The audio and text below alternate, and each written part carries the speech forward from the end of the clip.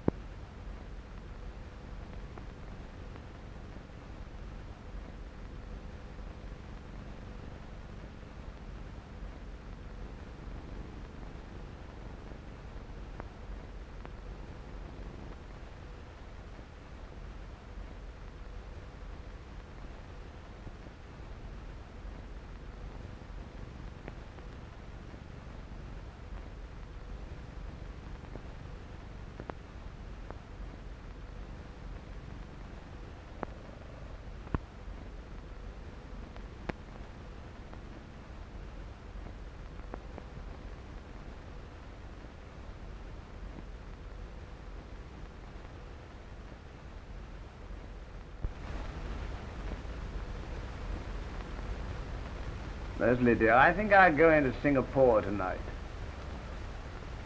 Exchange this rifle. It's not heavy enough for Tiger. Well, don't be long. With a tiger about, I'm afraid I'm as nervous as the natives. I won't, don't worry.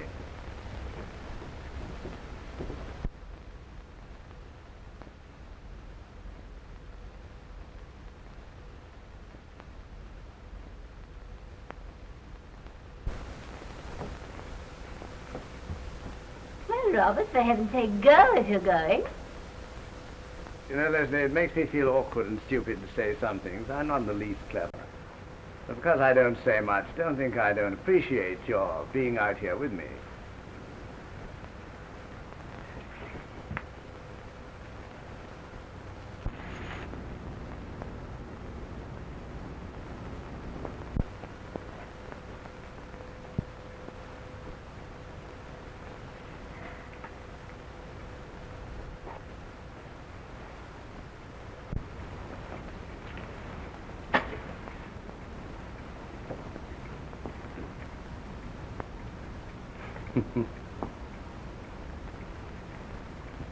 Only wives like you can make these godforsaken places bearable, Leslie. 7 years on a rubber plantation, with no company but natives and a lot of dowdy planters' wives. Yes, Robert, that ought to be a test for a good wife. Well, I'll be going now. Hang it all, I was forgetting the gun.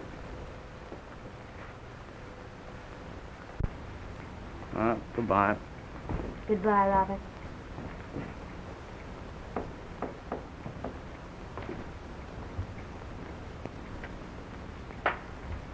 Good night, boys.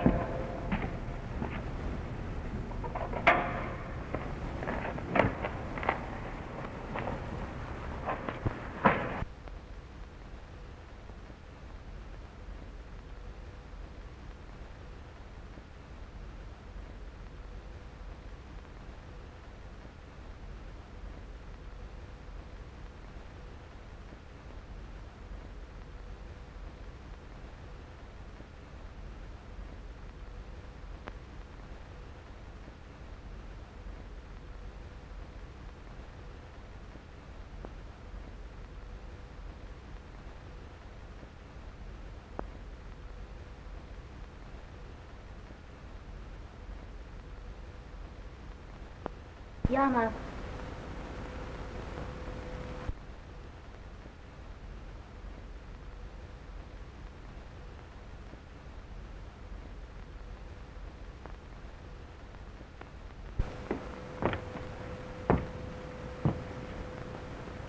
Yama. Yes, Bitsy? Yana, take this letter to Mr. Hammond at once. Yes, miss. Before you go, please put the shades down. Yes, miss.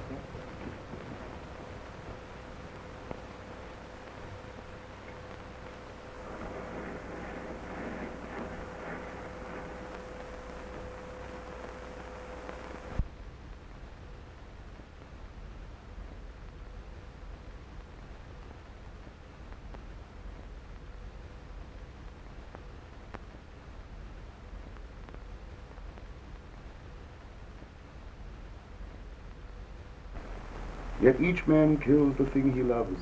By each let this be heard. Some do it with a bitter look, some with a flattering word. The coward does it with a kiss, the brave man with a sword.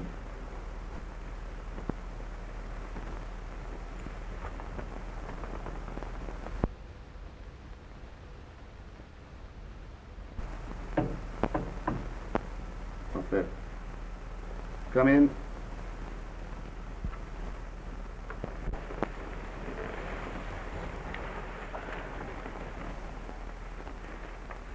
A letter for you. For me.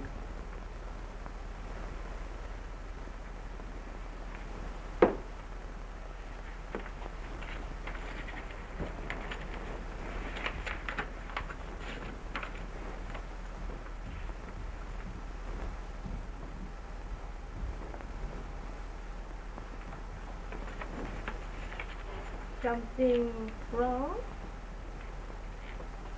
Nothing.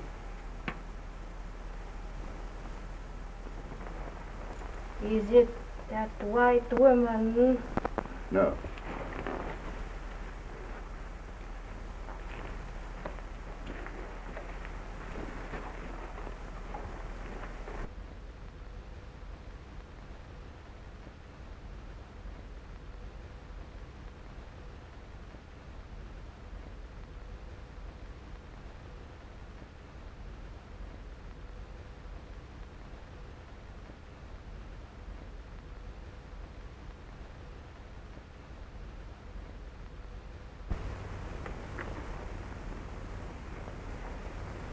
You will not be gone so long?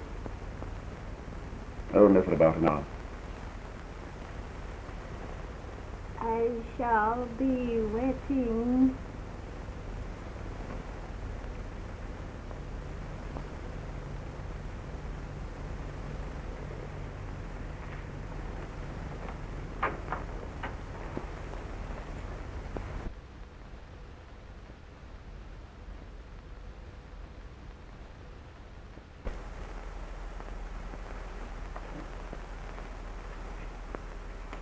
I'm off.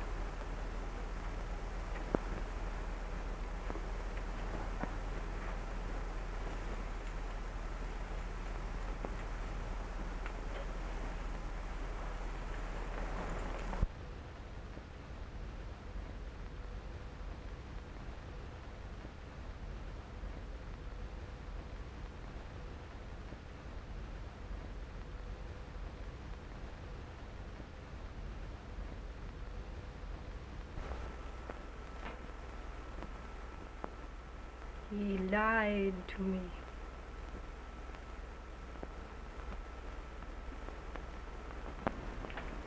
Come in, Geoffrey. Nice of you to come. Oh, have a drink, will you? Thanks, I will.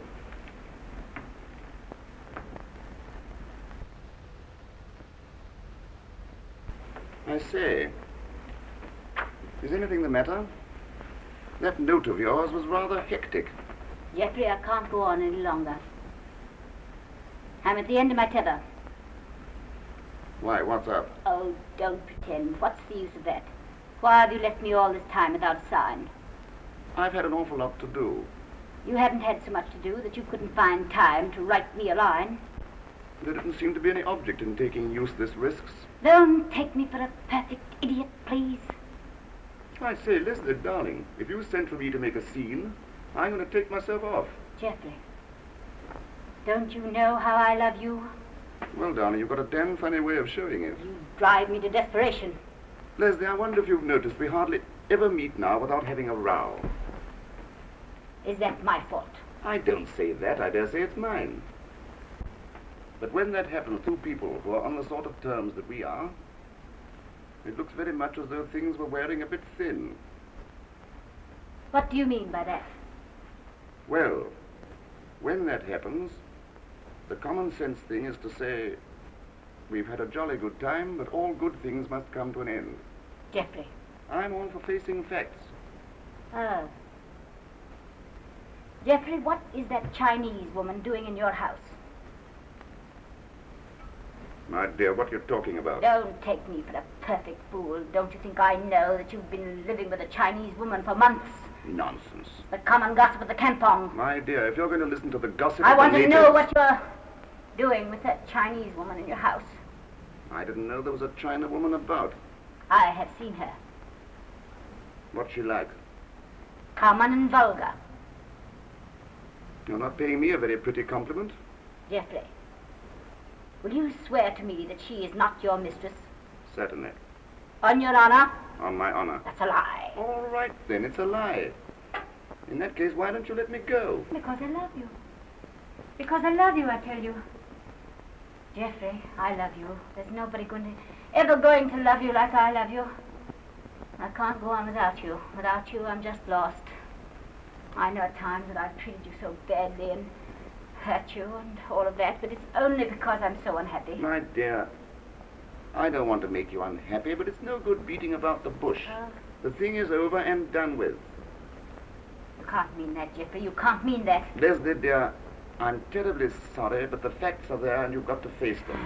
This is the end, and you've got to make the best of it. You wouldn't treat a dog like you're treating me. Is it my fault if I don't love you? Damn it all, one either loves or one doesn't. But I love you. You see, I love you. Oh, Jeffrey, I tell you, I'll do anything you want me to do. I'll do anything. It doesn't make any difference what. You won't even give me a chance. Oh, my God, why can't you be reasonable? I tell you, I'm sick and tired of the whole thing. Do you want me to tell you in so many words that you mean nothing to me? Don't you know it? Haven't you felt it? You must be blind. Yes, I know. I know only too well. I've felt it. I don't care. It isn't love any longer. It's madness. It's torture to see you. It's torture 10 times worse not to see you. If you leave me now, I'll kill myself. I swear that I'll kill myself. Go ahead. You don't think I mean it. You don't think I've got the courage. I've no patience with you. You're enough to drive anyone out of his senses. You can do what you like, you can say what you like, but I tell you it's finished. Jeffrey, I won't let you go. I can't. I love you. I love you. I'm fed up. Fed up, understand? I'm sick of the sight of you. Don't say that. Don't say that. Yes, I will say that. And what's more, the China woman is my mistress, and I don't care who knows it.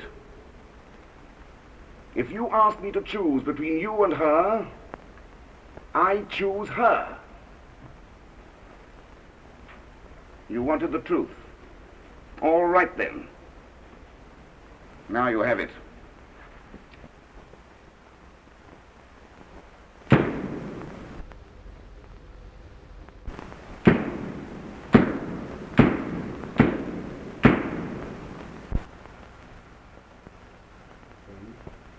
You swear the evidence you shall give in this cause between our sovereign Lord the King and yourself shall be the truth, the whole truth, and nothing but the truth, so help you God?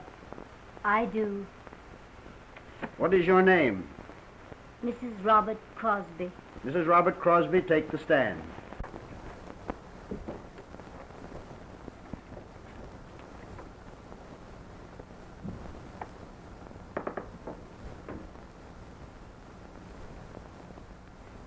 Mrs. Crosby, perhaps it would be better if you told us the whole story in your own way. Do you think you could manage that? I'll try.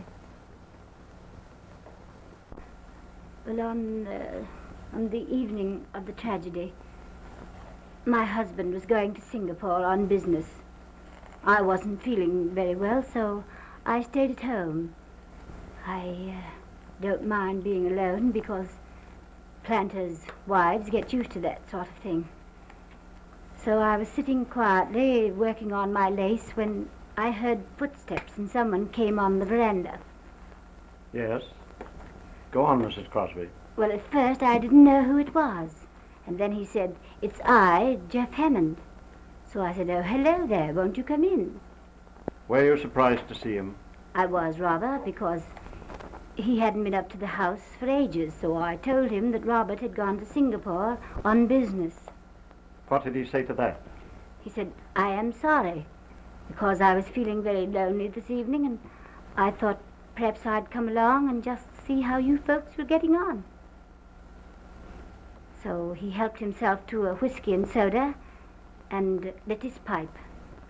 Was he quite sober? Well, I suppose he had been drinking, but it didn't occur to me just then. What happened? Oh, we were just chatting quite quietly, when suddenly he said something rather silly. What?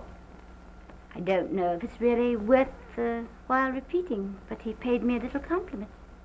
I think perhaps you'd better tell us exactly what he said. He said, "You've got such beautiful eyes.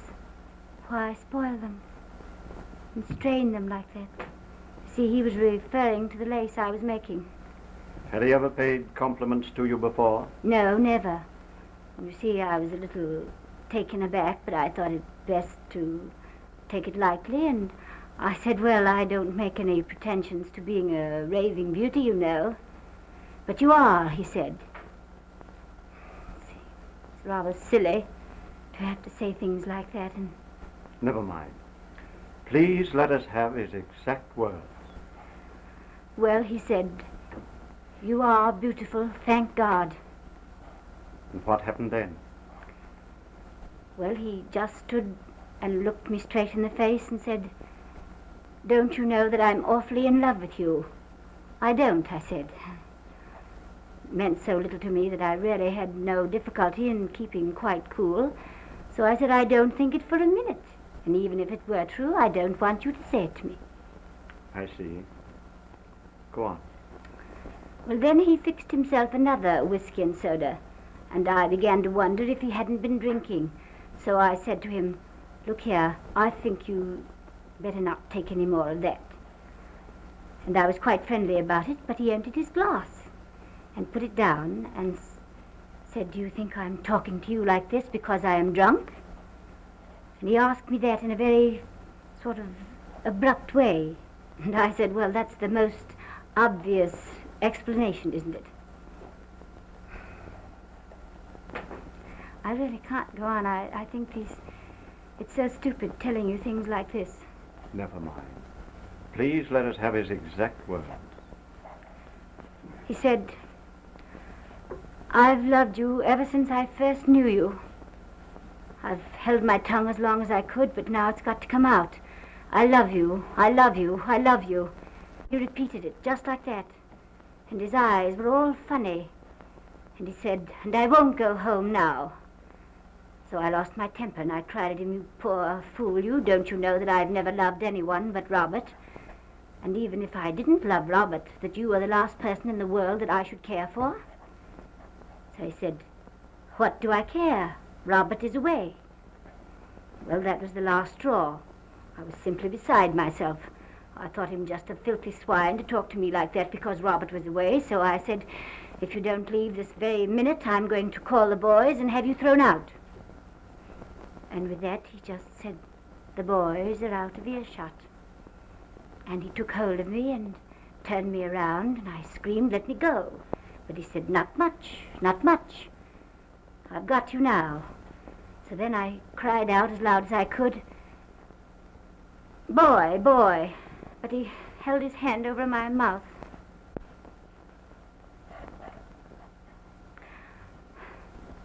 I can't go on. It's all so shameful to tell you all of these things. I know it's very hard, but for your own sake, I beg you to tell us the whole story now. All right. Well, he flung his arms around me and began to kiss me. His lips were burning. He was like a madman. He kept on talking and talking. He kept on saying he loved me and that he wanted me, and he held me so tight that I could hardly breathe. And I felt weaker and weaker, and at one time I really thought I was going to faint. And his breath was so very hot on my face that it made me feel desperately ill. You see, he kissed my face and my neck, my hair, my eyes, and suddenly he lifted me right up, and I felt that he was carrying me. I don't know what happened really, but he didn't look at me, and he didn't say anything, and I didn't look at him. But suddenly I could see his face, and it was all white, and his eyes were just burning. And he wasn't a man any longer, he was a savage. And then it was that it flashed across my mind that he was carrying me to my bedroom. Something happened, I don't know what, but he stumbled and fell. And his hold on me loosened, so I dashed around the sofa, but he dashed right after me. And there was a revolver on the table, and I snatched it up. I didn't even know I fired. But I saw him stagger out towards the veranda, and then I saw him fall. And I heard the reports, one after the other. And I really don't ask you to believe me, but I didn't even know I was pulling the trigger. And suddenly I heard a little click. And I realized that I had fired all of the cartridges, and the gun was empty. And he was lying on the floor all in a heap. And I knew he was dead, and that I'd killed him. That's all. Prosecutor, take the witness.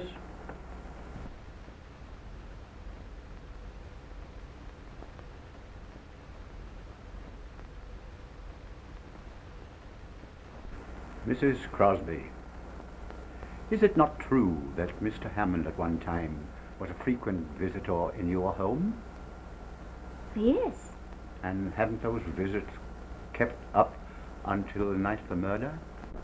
No, he hadn't been to our house for over 3 months. Just why did he stop coming? Well, my husband and I had heard that he was involved in some sort of scandal with the half-caste Chinese woman, and we thought it better that he didn't come along.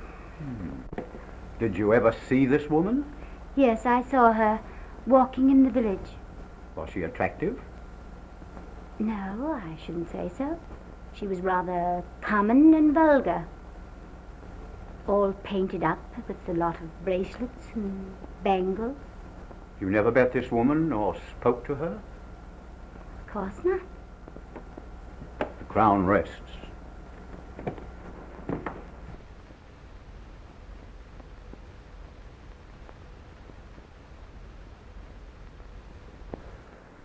This court is adjourned until 10 o'clock tomorrow morning.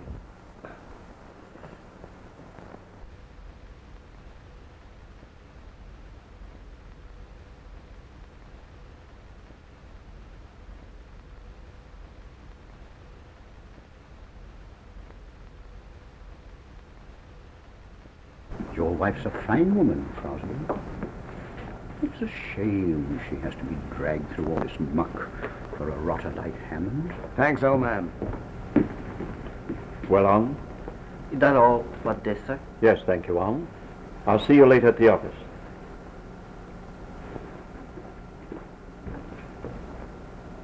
Very amusing, your assistant. Yes, and very efficient.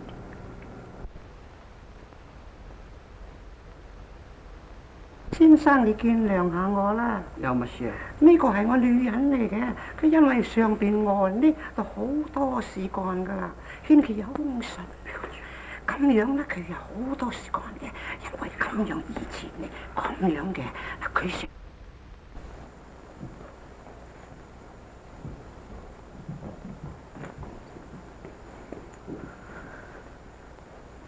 You've borne up wonderfully, darling. Everybody's talking about your iron nerve. Oh, Robert, it's been horrible. Without your wonderful love and faith, I know I should never have been able to go through with it. Well, tomorrow we'll see the end of the whole sorry mess. Yes, my darling, in 24 hours you'll be a free woman. Robert, do you think so? Mm-hmm. Robert, tell me, whatever happens, you'll always love me? No matter what people might say? Well, what can they possibly say? Oh, Robert, don't you know what I've done? They might say I led him on or something like that. Why, there's not a soul in Singapore who's for Hammond. Everybody knows that a woman like you wouldn't do that. Robert, when it's over tomorrow, let's go away from here. Let's never come back. Let's go far, far away. I'll tell you what, let's go to London. As a matter of fact, I was planning a surprise. You darling. A vacation in London. You see, I've saved a few $1,000s. Oh, Robert, then we could have the most beautiful time, eh? And after that, there's a rubber plantation in Sumatra. A chap I know must sell out cheap. It's our big chance. Yes, that's our big chance. No more slaving for the company. We'll be out for ourselves. Why, in 5 years, we'll be independent for life. Yes, of course we will. I'm sorry, sir, but the time is up.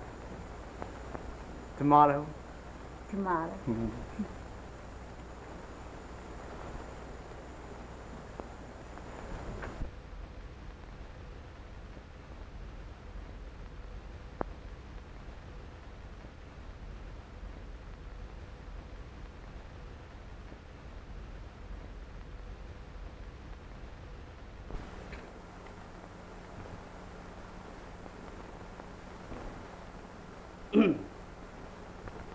Well? There's a new development in the Crosby case, sir. Something of a delicate and confidential nature. Well, what is it? It has been brought to my attention, sir, that there is a letter in existence from Mrs. Crosby to Mr. Hammond. Well, dozens of them, probably. Hammond had been a friend of theirs for years.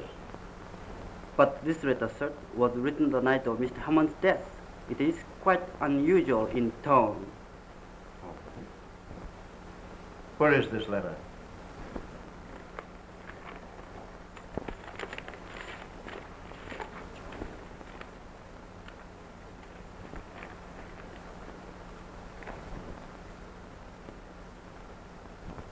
Yes, its tone is, as you say, quite unusual. Oh, it's inconceivable that Mrs. Crosby should have written such a letter. It's not even in Mrs. Crosby's handwriting. I know it, sir. But the original is in the possession of a Chinese woman who was living in Mr. Hammond's house, sir. I see. What does she intend to do with it? She places a very high value on it, sir, as evidence. Oh. Just what value? $10,000. $10,000. She's crazy. Mr. Crosby would certainly pay it, rather than have his wife hanged by the neck, sir. Where would Robert Crosby get $10,000 anyway? The Chinese woman has already taken steps to assure herself that the sum is not impossible, sir. Very well, Long. In the interests of my client, I'll do what I can. All right, sir. There are two conditions the Chinese woman has insisted upon, sir. Damn her impudence. What are they? Mrs. Crosby must bring the money herself. What? There will be no risk, sir. You and I will go as escorts. Of course, the money must be in cash. Yes. You've thought of everything, haven't you all?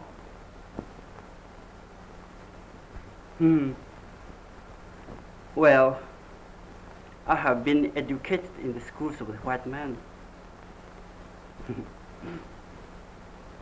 I have learned much from the books the white man has written, sir.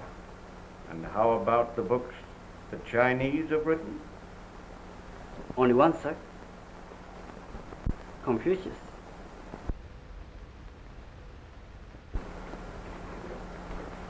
Good afternoon. Damn clever, these Chinese.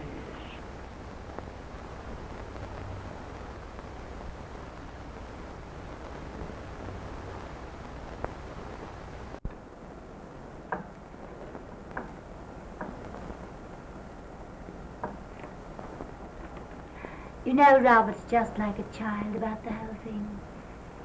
After tomorrow, he tells me he's going to take me far away from this place forever. No, he wants to go to Sumatra. But before that, he's promised to take me to London. Mrs. Crosby, I think I should tell you that there is in existence a letter in your handwriting from you to Hammond. That's impossible. You'd better read it for yourself. Well, that's not my handwriting. I know. It's said to be an exact copy of the original. What does it mean? That's for you to say. But I didn't write the letter. That's a forgery. It would be difficult to prove that. It would be easy to prove that it was genuine. Well, if I did write it, I've forgotten all about it. I might have written it years ago. It has no date. I noticed there was no date. But if this letter were in the hands of the prosecutor, they'd cross-examine your houseboys. They'd soon find out whether someone took a letter to Hammond on the day of his death. I swear I did not write the letter. Then we needn't go into the matter further. But if the person who possesses this letter sees fit to place it in the hands of the prosecution, you will be prepared. What would anyone be inclined to think who read that letter? That you told a deliberate lie. When? Under oath in court today. Well, I don't think it's so very strange that one little detail escaped my memory. Your memory has reproduced very exactly every particular of your interview with Hammond. It's very strange that you should have forgotten so important a point as that he came to the bungalow on the night of his death at your expressed desire. I hadn't forgotten. Then why didn't you mention it? I was afraid to. I thought if I told you that Hammond had come at my invitation, none of you would believe my story. I know that's very stupid and silly, but after I'd once told you that I had no communication with him, I was obliged to stick to it. Perhaps the terms of the letter are not very clear to your recollection. I'll read it to you. Robert will be away for the night. I absolutely must see you. I shall expect you at 11. I am desperate, and if you don't come, I won't answer for the consequences. Well, I admit that it's all extravagant and emotional, but I write like that, you know. I must have been very much mistaken. I've always looked upon you as a very reserved and self-possessed woman. After all, Geoffrey wasn't such a distant acquaintance. By the way, did you call him Geoffrey? Of course, everyone did. Mrs. Crosby, I've got to talk to you very, very seriously. This case was comparatively plain sailing. Although Geoffrey Hammond was much liked and on the whole thought highly of, I was prepared to prove that he was the sort of man who might be guilty of the crime which, in justification of your act, you accused him of. The fact, which was discovered after his death, that he'd been living with a Chinese woman, robbed him of any sympathy that might be felt for him in the minds of all respectable people. I told your husband just now that I was certain of an acquittal. And I wasn't merely telling him that to cheer him up. I do not believe the jury would have left the box. But this letter has thrown an entirely different complexion on the case. I don't know what you're driving at. You mustn't expect other people to be stupid. This letter will put them on the track of suspicions that thus far have entered nobody's head. I won't tell you what I personally thought when I read it. I'm your legal advisor. I shall represent you in court. I take your story as you tell it to me, and I shall conduct your defense according to its terms. I do not wish you to tell me anything but what is necessary to save your neck.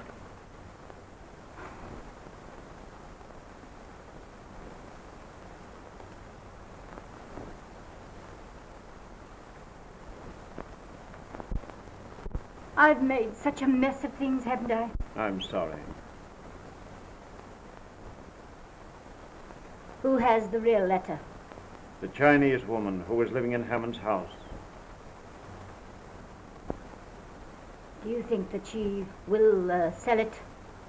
I don't know that I'm prepared to buy it. What do you mean? I don't think you understand what you're asking me. You're asking me to do something that is no different from suborning a witness. You don't mean to tell me that you could save me and you won't do it? You can't be that cruel. I'm sorry if it sounds cruel. I want to do my best for you, Mrs. Crosby. But a lawyer has a duty not only to his client, but also to his profession. I put myself in your hands. I know I have no right to ask you to do anything that isn't proper. I'm asking more for Robert's sake than for mine. And I think if you knew everything, you'd believe I was deserving of your pity. Poor old Bob, it'll nearly kill him. He's so utterly unprepared. He's so kind and so good. I don't think he's ever harmed anyone in all his life. You mean everything in the world to him, don't you? I suppose I do. And I'm very grateful for the love he's given me. Well, I'm going to help you all I can. But don't think I don't know I'm doing wrong. I am. I'm doing it with my eyes open. This woman demands $10,000. She also demands that you take the money to her and ask for the letter yourself. I won't do that. Then she'll turn the letter over to the prosecutor.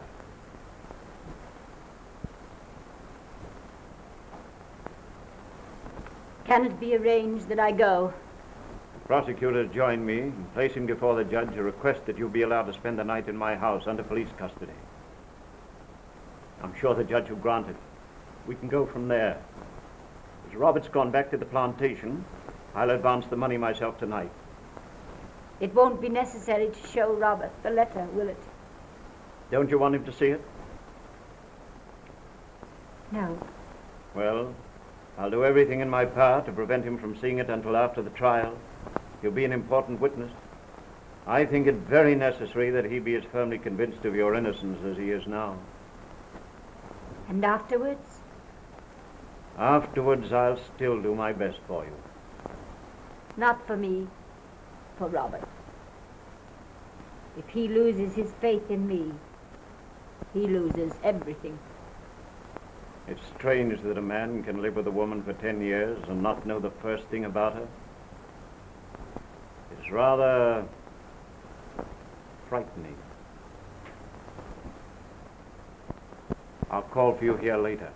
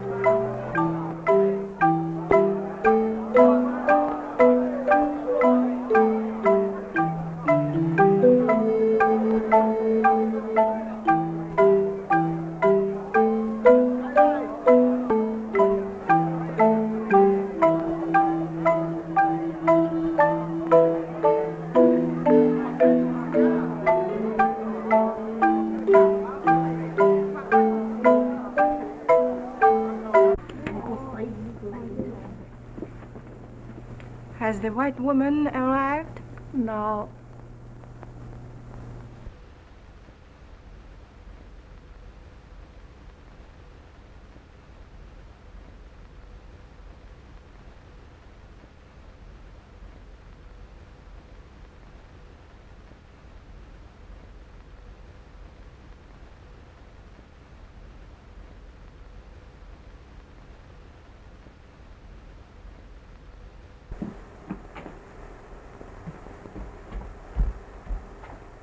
옥상いらしたかい？本当か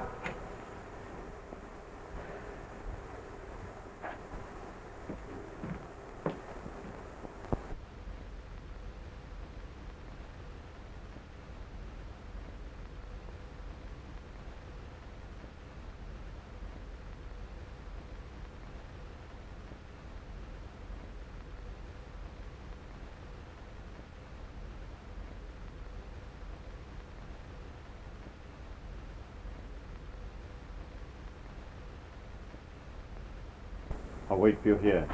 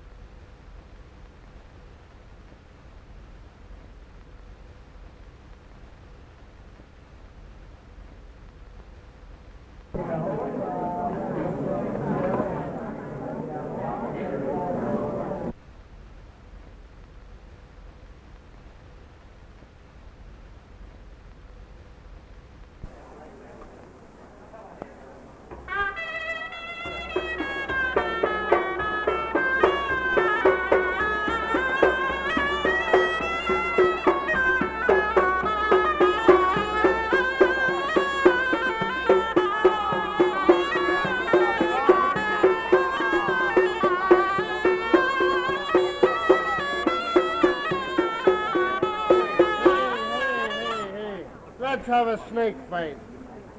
You want to see the snake fight? Yes. How much? It costs you $25. $25. If you want to see something good. Yes. Yeah, never see him. How much? 25. No good. Hi, come down. I'm going to fix it for you for $20. All right, let's have it.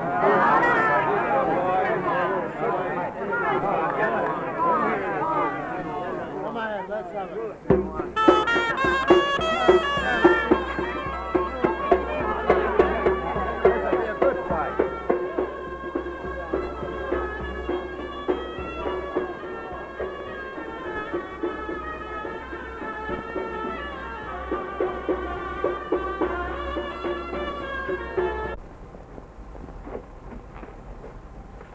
Wait, woman, see here now.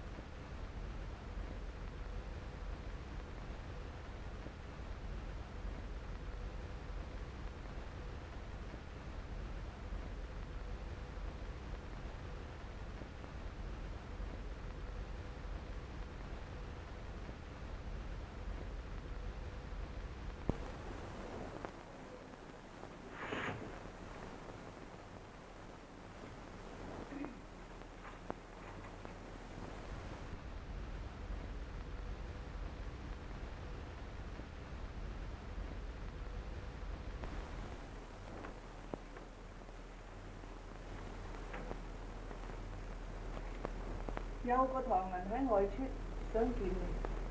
Ồ hay là, anh thằng ở đâu đó? Sao gạch tàu vậy? Này.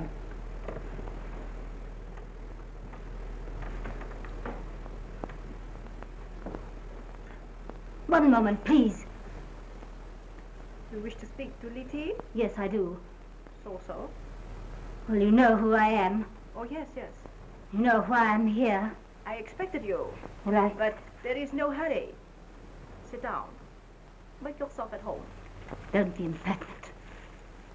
I've come here for my letter. Here's your money. Oh, yes. That's so very funny. Letter. Look here. One moment, please.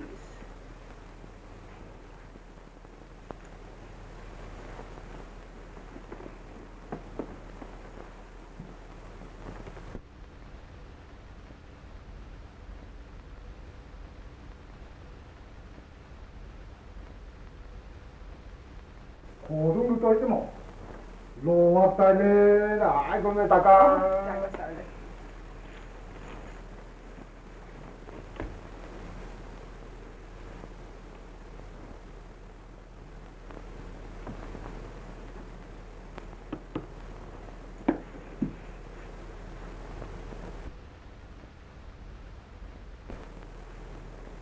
Hey, có đứng được tới đại ta cao hầm lo bạn được tới lắm ô lo. How dare you let that man in while I'm here? Ah, hired white ladies think too good for DT's house. Give me my letter directly. Maybe DT think her house too good for white ladies. This horrible place. Why did I ever come here? You come to buy your life. Very well. If I did, let us come to business. It's $10,000 you wanted, isn't it? Here's his. Here. White lady very proud, but not too proud to share same man with a DT. You horrible Chinese woman, you. Horrible Chinese woman, but not to Mr. Hammond. Many love names he had for me. Shall I tell you some of them? Stop it, please. Can't be possible he ever touched a vile yellow thing like you. It is possible. That is why you killed Mr. Hammond. Here, take that money. Take that money, I tell you, and give me my letter. Oh, yes. Because he loved DT. That is why you killed Mr. Hammond. Don't mention his name again. Don't mention his name again, I tell you. Cheat woman, liar woman, murder woman. Maybe I not give you back your letter. Maybe I let you hang for killing Mr. Hammond. All right. All right, just keep the letter. Keep it.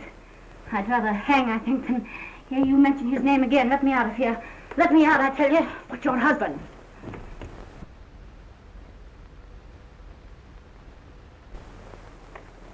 That husband you cheat so. How they will laugh at him. Yes. How all Singapore will laugh.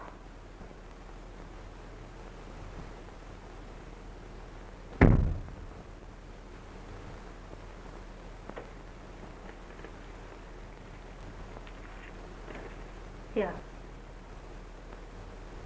Take it, please.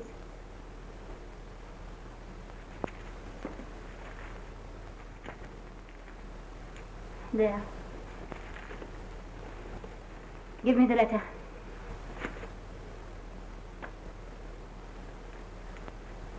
White woman, a Chinese woman's feet.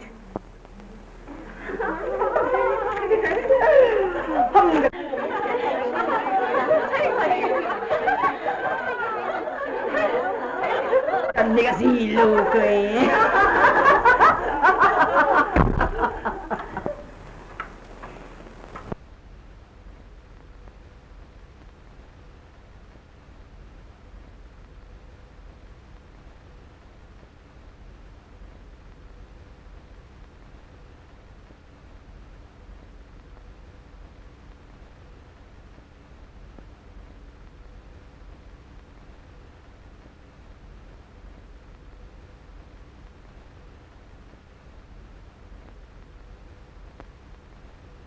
Prisoner, rise and look upon the jury.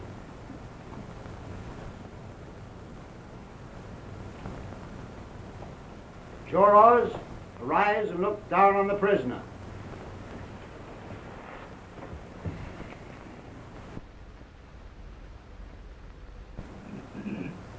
Gentlemen, have you reached a verdict?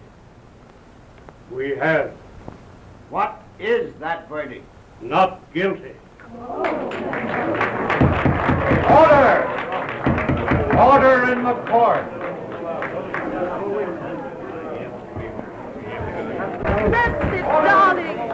Oh, I'm so glad. Oh, hey. What? Oh,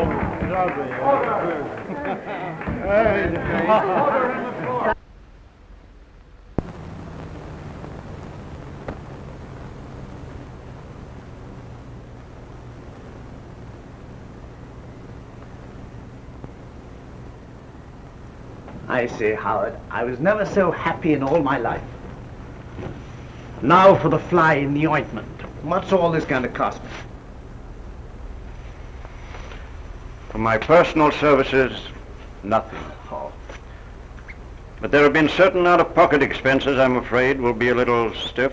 I know, you lawyers are all alike, a lot of Roberts. How much will these expenses amount to? Well, there was one item, a letter of your wife's, I thought we ought to get hold of. A letter? Yes. And had that letter not been bought and suppressed, she would never have been acquitted. What do you mean? And you had to pay for that letter? $10,000. $10,000? That's everything I have in the world. Who's the letter now? Have you got it? Yes. Where is it? Why do you want to know? I want to see it. I've got no right to show it to you. Is it your money that's buying that letter or mine? I've got to pay $10,000 for that letter, and by God, I intend to see it. At least I'd like to know if I've got my money's worth.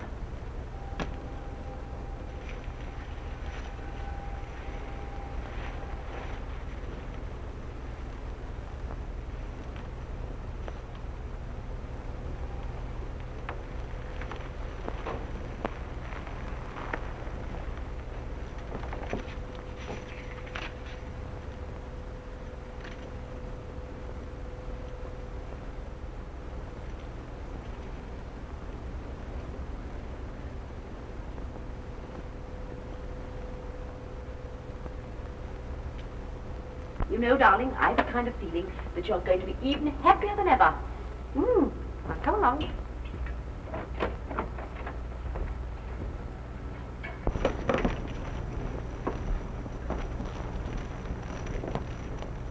Now let's celebrate. Robert. Robert. Your cocktail. Where's my cocktail?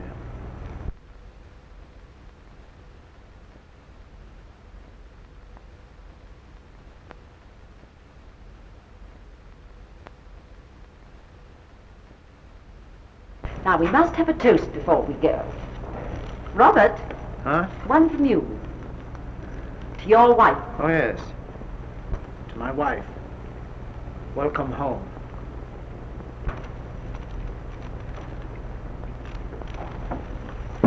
Now, come along, Howard. We must be going home. Oh, no. Not really. Don't go now. Yes, my dear. We are going to leave you two lovebirds together. Oh, what a dear. I am sorry you must go. Good night, old man. Thanks, Howard. I'll see you at your car.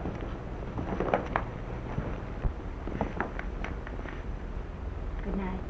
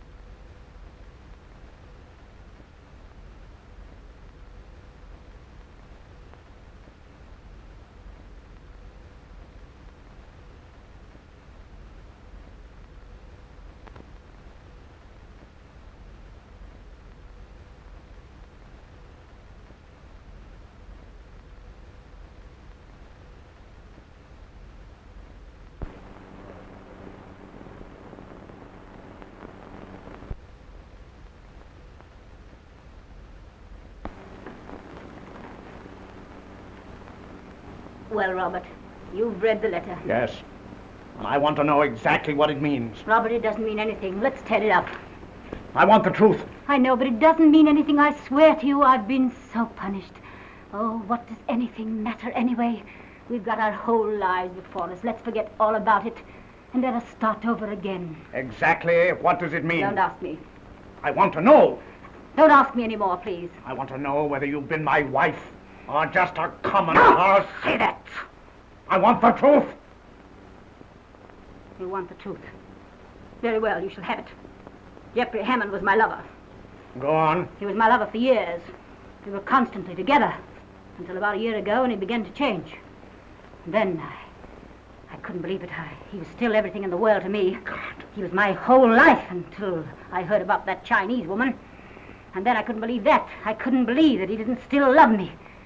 So I sent for him. You have the letter. Well, finally he came. I told him that I knew about that Chinese woman.